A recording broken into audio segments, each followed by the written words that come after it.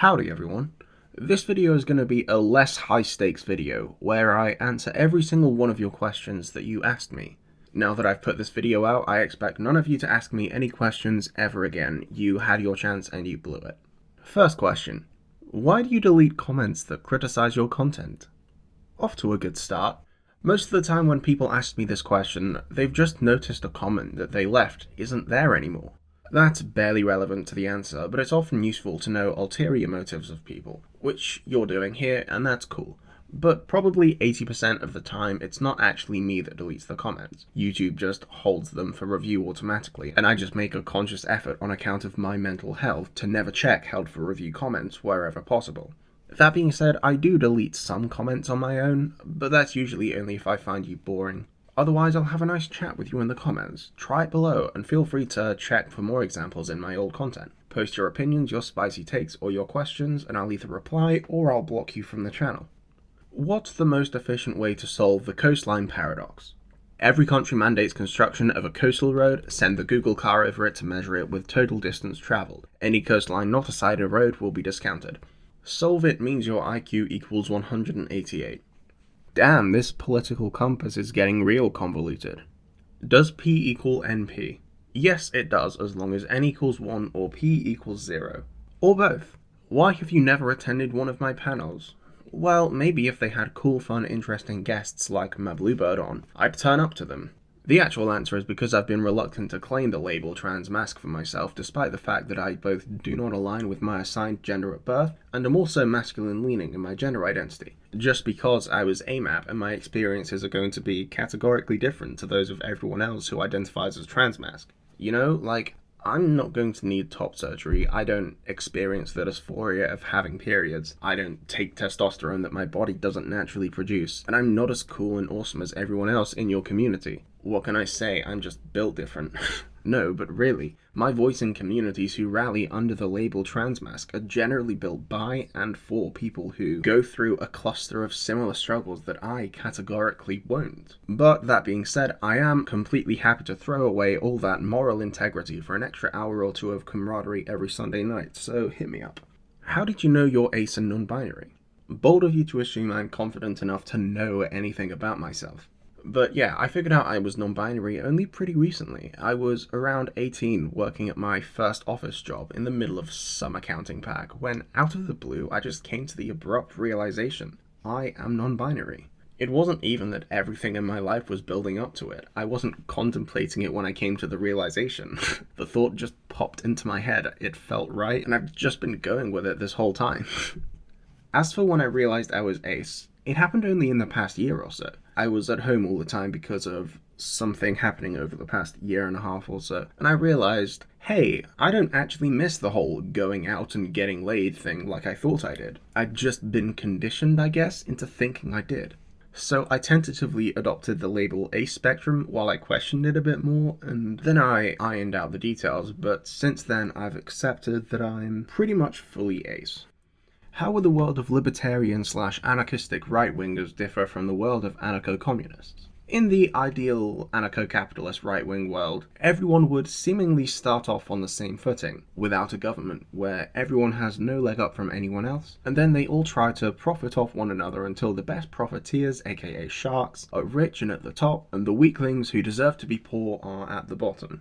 In a non-hierarchical way, of course. But ideally, it'd sort itself into a kind of meritocracy, and as a result, people who didn't work didn't get paid, and those who did work did get paid, and it would scale from there. Also, all the generational inequality would sort itself out through magic or something. Whereas in the ideal anarcho-communist world, people would put human need over profiting off one another, and as a result, people would be motivated by a very reachable target of sustenance for everyone, rather than personal profit.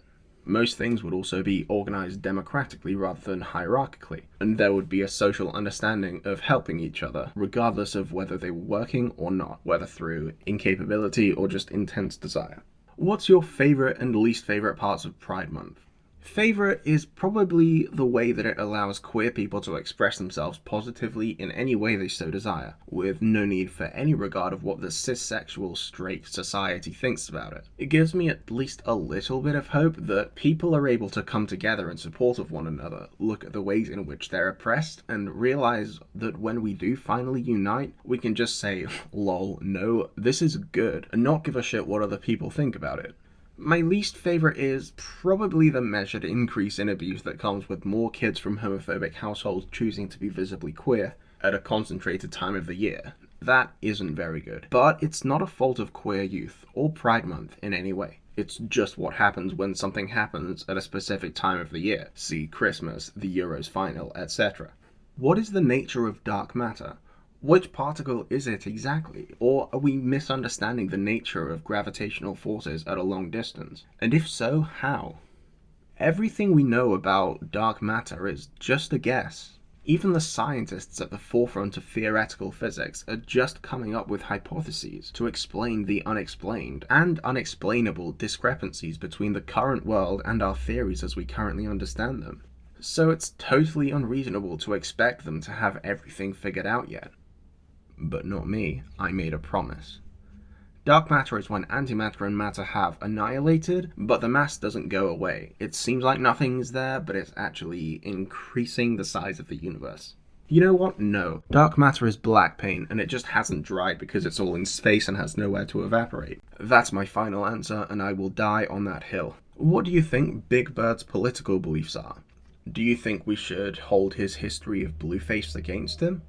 First off, no, he had one act of blueface which he didn't even consent to and was forced to perform as a bluebird, and I, personally, as a bluebird, forgive him for this, and instead blame his captors who have shown zero signs of redeemability or accountability at this point in time. What I can't forgive Big Bird for, though, is appearing in that 2012 Obama advert. This one. One man has the guts to speak his name. Big Bird. It's me, Big Bird. Big, yellow, a menace to our economy. It's not Wall Street you have to worry about, it's Sesame Street. Big Bird pulled a comment about how he doesn't want to participate in partisan matters or political campaigns, but that seems to be him saving face, and I can never forgive him for it. I think he's really an Obama-type neoliberal, and I can't really see him as anything other than that. First question, can I ask multiple questions? No. One question per person, and that question means any future questions from you are disqualified. I'm sorry, I don't make the rules. Oh wait, yes I do. What do you personally think is the most effective strategy in pushing for progressive legislation? I'm going to preface all policy-related questions with the fact that I'm not a policy guy. I don't concern myself with the intricacies of whether we should tag trans healthcare rights upon a controversial NHS bill or not, whether we should increase landlord taxes, and what adverse effects that will have upon renters, for example. That's not my area of expertise at this point in time. There's a reason I focus on the culture war rather than policy. That being said, if you have a better eye for all of that, then I wholeheartedly support you in that goal. I try to hold a rudimentary understanding of it all and go as far as the Dunning-Kruger effect takes me. In short, we're heading towards a societal collapse sometime in the next 20 to 1,000 years, but anything you can do to make things materially better in the present is a good idea. I'm not one of those weird make capitalism crash right now accelerationists or anything. The Electoral College, is it a good or bad thing? And why? And what should we do about it if it's bad? The Electoral College sucks. I don't like it. That being said, it was a fine system for people who didn't know what democracy was, but that was 250 years ago. If I can gain power with 20% of the votes, then I do not like your system. As for what to do about it, statehood for DC is a start, and with it should follow Puerto Rico, Guam, the US Virgin Islands, and other overseas territories. Expand the number of elected representatives in the Senate until people see its malleability and how much it sucks compared to direct democracy. Wait, that's make the Electoral College crash right now accelerationism, isn't it? Oh well, I'll address that moral inconsistency at a different time, probably by saying capitalism and the Electoral College are different things altogether, because they are. Do you have any aspirations to try and take up political office? Who's to say I'm not in political office already? Is there any piece of legislation that currently hasn't been passed that you would immediately implement? That $15 an hour minimum wage bill I'd have passed 3 months ago when it was relevant. Although, I guess it's always been relevant because it deals with the interest of tens of millions of workers in America, so. What does praxis mean, and what is the most effective form of praxis we can do today? I've said this before, and I'll say it again. Mutual aid. If people are doing a protest, also on an unrelated note, Google October 15th, bring like 15 or 20 packaged meals and bottles of water and bring them to protesters who look hungry or thirsty. Hang around at the end of protests and offer lifts and rides to and from places. Offer help to event organizers in riling up the public. Film the protests in case something weird happens with regards to the police. Donate to transition funds and rent deposits and homeless shelters for queer youth. Or heck, even for non-queer youth. And donate to charities that are doing the same. Make noise to your local representatives about getting government grants for these charities, preferably in exchange for higher taxes on wealthy business owners. The personal is political. Do what you can in your local community. Failing that, if you physically or emotionally can't do that because you haven't got the spoons, just posting controversial tweets online and shifting public discourse is important activism too. If people call you terminally online, block them. The culture war is important too in this worldwide fight for equality. What's your favorite color? What's your favorite animal? And could you beat it in a fist fight? Depends. Does it look like this or like this? While being a public figure, what advice would you give to any people aspiring to do something similar? Yeah, don't quit your day job. This sounds mean, but I'm serious. This isn't a career. Definitely not a career for me. I'm just doing it in my free time. Public figuredom is a hierarchy of the dice, albeit one which favors certain characteristics. And most won't beat the odds. That's how odds work. Don't bank on it being you. Other than that, do a clean sweep of your social media profiles now. It'll be worth it and you'll never see the rewards you reap. Would you ever go skydiving? No, I don't like heights and I'm not that adventurous. What's your favorite type of cookie? I'm gonna presume you mean biscuit. Here's a helpful Venn diagram for you, by the way. But I do like Jaffa cakes, jammy dodgers, and hobnobs. In order, probably hobnobs first, then jammy dodgers, then Jaffa cakes. Do you think the Republican Party is drawing a deep enough line within itself between moderates, conservatives, and the alt-right, that the party may split within your lifetime? I reckon they've got another good push within them yet. Until Gen Z is all able to vote, they might still seize a foothold in power. More people voted for them in 2020 than at any point in history. If they can keep that momentum and the Dems squander it, they'll stay together until the whole lot of them move right. Corrupt politicians are still politicians after all. Otherwise, if Democrats can maintain office for 4, 8, 12 years, the Republican Party are out. What's the most effective way you have found to allow yourself to wind down after arguing with someone about politics? Playing video games angry. Like going out of your way to be vindictive in video games. Call of Duty, tunnel vision on one opponent in particular. Keep shooting their dead body long after they're dead. Minecraft, craft a wooden sword and go on a cow killing spree until it breaks. Embrace the anger. You'll forget about the argument in minutes. Skirts. How much spinny is too much spinny? I mean, it depends on what kind of skirt. Short skirts don't spin, any spinny is too much spinny, you're just making yourself dizzy. But if it's knee length, then it's probably around 20 spinny. I find the optimum number of spinny can be plotted on a logarithmic graph, this one here in particular. The Second Amendment, thoughts on its wording, effect on legislation, and overall rights for citizens of the USA to own firearms. What part of under no pretext do you not understand, liberal? I think guns are only really a problem in the US because inequality and the police exist. Because in places where those things don't really exist, or at least aren't nationwide epidemics, there's no real gun problems. Switzerland, for example, is a fine country. Bit conservative people, but they have an okay government otherwise. They have very few gun problems. Do I think that some form of gun control would be beneficial policy-wise and deaths-wise in the US? Yeah, probably. Do I think they should do that due to the precedent that it had set? Probably not. Doesn't sound great to me. Do you have a comfort movie? If so, what is it? I do. It's called Inside by Bo Burnham. Make of that what you will. Favorite genre of music? Hyperpop. Second to that is Nightcore. Yes, Nightcore is a genre. Fight me. Favorite type of flower? Is the Venus flytrap a flower? I will say yes, and Venus flytrap. What is your answer to the trolley problem?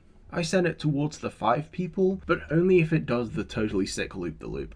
Do you have a philosopher who you would recommend to people? No, because I'm not a dweeb. Samuel R. Delaney. Do you have political content creators who you enjoy watching? Yes, I do. I watch all of them, but if I had to pick one, I'd say Innuendo Studios. His videos are the gold standard of content on this website, in my opinion. He words things so succinctly, but without missing the nuance. Every sentence of his flows impeccably, and I cannot even begin to describe how intensely euphoric watching his videos is. Who are they and why Innuendo Studios? God damn it. How much spice do you like in terms of food? As long as the point of the food is not based around the spiciness, so things like the ghost pepper or anything that's labeled extra hot or called the spicy flaming mega dragon or something, I will eat it and probably like it. I also have basically zero strong food related opinions. If it's food, I will like it as long as it's not nuts or meat or disgusting. Favorite Powerpuff Girl? I have never watched the Powerpuff Girls, so I am inclined to say the yellow one. What TV show would you have pulled off the air immediately and wiped from your mind? Fox News, easy. If you could have a meeting with any person who is currently holding political office, who would you pick? Probably independent senator of Vermont, Bernie Sanders, just to ask him if he vapes. If you had to pick, would you punch Richard Nixon or Ronald Reagan? No, I don't want to catch them dead. They're probably covered in piss anyway at this point. If they were both still alive, probably Reagan, then I'd have less time to wait until I was allowed to get married. What part are you playing to further the gay agenda? I'm non-binary, I don't have a gender. What is the worst part of Chex Mix? I have never had Chex Mix, so I am inclined to say the yellow one. When you want to eat pretzels, which do you prefer? Real question, who wants to eat pretzels? I have never wanted to eat a pretzel. I have never thought, hey, you know that snack that's like breadsticks but worse in every way since it's not even possible to dip them in anything? Yeah, I want to eat that. This is why you lost a war to Vietnamese farmers. If you could rip the platform from any one person who is active today and guarantee they would never gain as big a following as they have currently, whose platform would you take? Probably Tucker Carlson. I'd say Donald Trump, but what platform? Boobies. Good or bad? They're fine. I do not understand everyone's obsession with them though. People treat them as if they're God's greatest invention of all time, when in actual fact they're fine. 7 out of 10. Does this image mean anything to you? Yes, it means passion through Christ, and is actually a representation of the image of the Last Supper. If you look at the disciples at where the lines meet, you'll see that line in the middle is Jesus, to his left is the beloved disciple John, on our far right is Judas, and on our left is actually disciple Ethan. The bottom half of the image is a reference to when Jesus gets an abortion or something. If you could be any height, what height would you be? 4'11". I want to be just short enough that my very existence is funny. I want short walks to feel like slightly longer walks. I want to be people's short friend. I want to make fun of tall people because tall people deserve it. Alas, I am 6'2", which is disgusting. Have you lost the game recently? Well, now you have. Joke's on you, I am dissociating right now and I have not had a coherent thought in 3 hours. I do not think of things just because you mention them. I have bested your game, mortal. Is this enough questions or should I ask more? Feel free to ask me more if you want. We live in free countries after all. I'll just sit here, waiting. Still waiting. Anyway, last question. Have a good what? This is a classic. People ask me this sometimes. It cuts off at the end of your video. What do you say at the end? And okay, you got me. It's a little joke I have where it comically cuts off before I finish. But if you must know what I say after the cut, I actually say, stay safe, stay spicy, and as always, have a good